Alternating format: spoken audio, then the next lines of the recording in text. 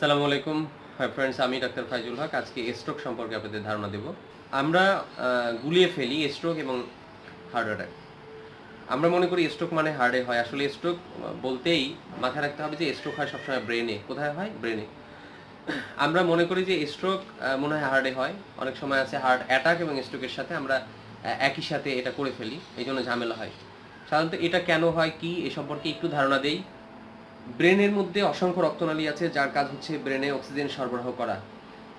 যদি কোনো কারণে ব্রেনের কোনো আর্টারি, কোনো ধমনী, কোনো রক্তনালী যদি অবস্ট্রাকশন হয়ে যায়, অক্সিজেন সরবরাহ না হতে পারে, অথবা সরু হয়ে যায়, সরু হওয়ার ফলে ব্লাড সার্কুলেট যখন হয়, প্রেশারের কারণে, রক্তের চাপের কারণে যদি ছিঁড়ে যায়, যে ক্ষতিগ্রস্ত হয়, কিছু অংশ ব্রেনের যে কিছু অংশ রক্ত সরবরাহ হতে পারে না, ওই অংশ যে ক্ষতিগ্রস্ত হয়, হওয়ার ফলে যে প্যারালাইজড মানে বা যে প্যারালাইসিস তৈরি হয় বা যে অঙ্গ নিষ্ক্রিয় হয়ে যায়, এটাকে আসলে স্ট্রোক বলা হয়। স্ট্রোকটা মূল হয় ব্রেনে। স্ট্রোক দুইটা ভাবে সাধারণত হয়। একটাকে বলা হয় ইসকেমিক, হ্যাঁ, এছাড়া আরও ভাগ আছে। ইসকেমিক একটাকে বলা হয়। ইসকেমিক মানে হচ্ছে যখন সরু হয়ে যায়, রক্তনালী সরু হয়ে যায় এবং চর্বি জমে যায়। এর মূল কারণ হচ্ছে কিন্তু কোলেস্টেরল, ট্রাইগ্লিসারাইড। আপনার লিপিড প্রোফাইল যারা চেক করে তারা দেখেন যে এই চর্বিগুলো আমাদের কোলেস্টেরল হচ্ছে, আমি এর আগের ভিডিওতে বলেছিলাম, আগে কয়েকটা ভিডিওতে, যে কোলেস্টেরলের উৎস হচ্ছে প্রাণীজ আমিষ। আমরা ডিম, দুধ বা প্রাণী থেকে যা আসে, মাংস, এগুলো আমরা খাবো না। তাহলে আমি কি আমাদের শরীর কোলেস্টেরল পাবে না। আর ট্রাইগ্লিসারাইড হচ্ছে উদ্ভিদ উৎস থেকে যে তেলটা পাওয়া যায়, এটা হলো ট্রাইগ্লিসারাইড। এটা অতিরিক্ত আমাদের শরীর জমে যায় কারণ আমরা পরিশ্রম করতে পারি না, আমরা ব্যায়াম করি না, আমরা ব্রেন খাটাই, কিন্তু আমরা শারীরিক পরিশ্রম করি না। ফলে এর পরবর্তীতে কি হয়, এই রক্তনালী, ব্রেনের রক্তনালীর ভিতরে এই চর্বিটা জমে যায়। জমে গেলে যখন চিকন হয়ে যায়, ব্লাড সার্কুলেট হতে পারে না, তখন কোনো কারণে এই রক্তনালীর মধ্যে যদি কোনো ক্লোট বা কোনো চর্বির দলা, কোনো রক্তের দলা যদি আটকে যায় এবং রক্ত প্রবাহিত না হতে পারে, ফলপরিণত এখানে অক্সিজেনের স্বল্পতা তৈরি হবে। আর ওই অংশে অক্সিজেন যদি না যায়, ব্রেনের ওই অংশে কাজ নষ্ট হয়ে যাবে। কাজ নষ্ট হলে কি হবে, ওই অংশ আর কাজ করতে পারবে না। এটাকে বলা হয়, তখন এই অবস্থাটাকে বলা হয় ইসকেমিক, যে স্ট্রোকটা হয় ইসকেমিক। আর একটা হয় হ্যামোরেজিকটা, হচ্ছে যদি কোনো কারণে যে চেকন হয়ে গেছে, ব্লাডের প্রেশার হয়েছে, প্রেশারের কারণে ফেটে গেছে, ইন্টারনাল ব্লিডিং হয়ে গেছে, ব্লিডিং হয়ে জমা হয়ে গেছে ব্রেনের মধ্যে, তখন ওই কারণেও ওইখানে ওই অংশে কার্যকারিতা নষ্ট হয়ে যায় বা কাজ করতে পারে না। কাজ করতে না পারলে যে অবস্থাটা হয়, এটাই হচ্ছে স্ট্রোক। তাহলে আমরা দুইভাবে বুঝলাম। একটা হচ্ছে রক্তনালীর মধ্যে যদি কোনো কিছু আটকে যায়, কোনো ক্লোট, রক্তের দলা, কোনো চর্বি এরকম আটকে যায়, রক্ত প্রবাহিত না হতে পারে। আরেকটা হচ্ছে যদি ছিঁড়ে যায়, ইন্টারনাল ব্লিডিং হয়।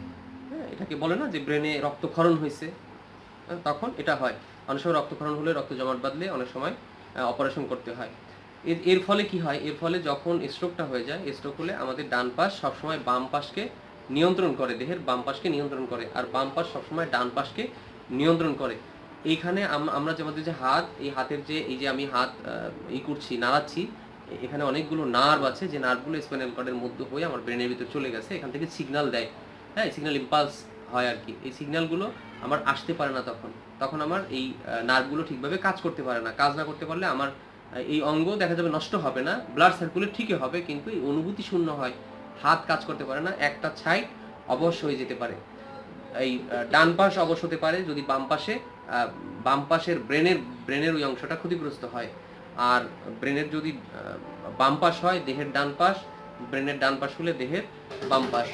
দুই পা হতে পারে, আপনার দুই হাতও হতে পারে।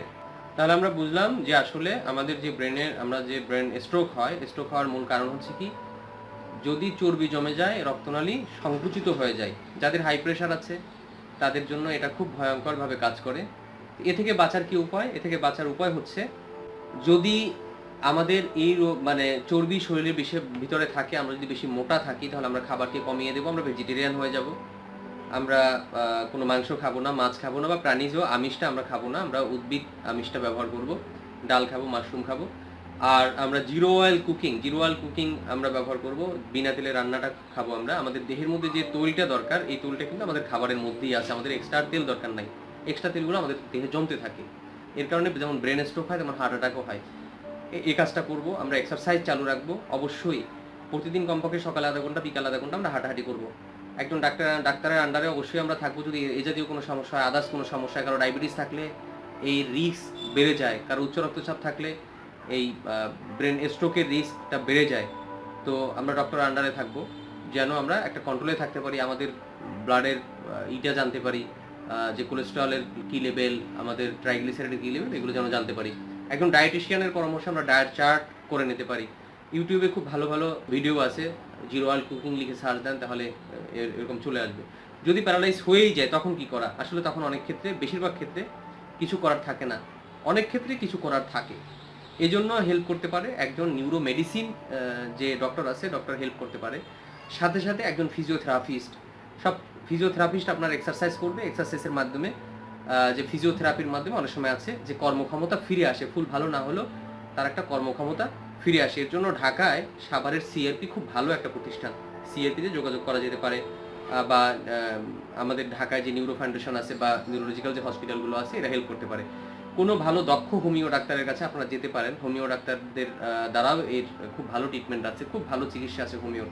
প্যারালাইসিস যদি হয়ে যায় বাংলাদেশে আয়ুর্বেদিক খুব ভালো চিকিৎসা আছে, কিন্তু আয়ুর্বেদির একটা পার্ট আছে হচ্ছে পঞ্চকর্ম।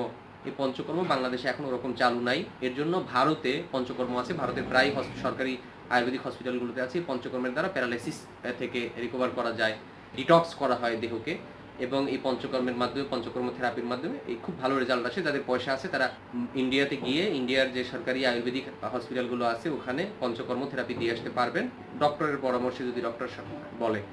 আর ফিজিওথেরাপির মাধ্যমে তো ফিজিওথেরাপিস্টের মাধ্যমে ফিজিওথেরাপি নিতেই হবে, এটাও ফিজিওথেরাপিস্ট বুঝবেন যে কখন আপনাকে থেরাপিটা নিতে হবে। এ থেকে একদম পরিপূর্ণ ভালো হয়ে যাওয়াটা অনেক ক্ষেত্রেই টাফ। হোমিও চিকিৎসা দীর্ঘদিন করলে অনেক সময় খুব সুন্দর রেজাল্ট আসে। অনেক ধন্যবাদ আমাদের সাথে থাকার জন্য। যারা আমাদের চ্যানেলটি সাবস্ক্রাইব করেননি সাবস্ক্রাইব করুন। আল্লাহ হাফেজ।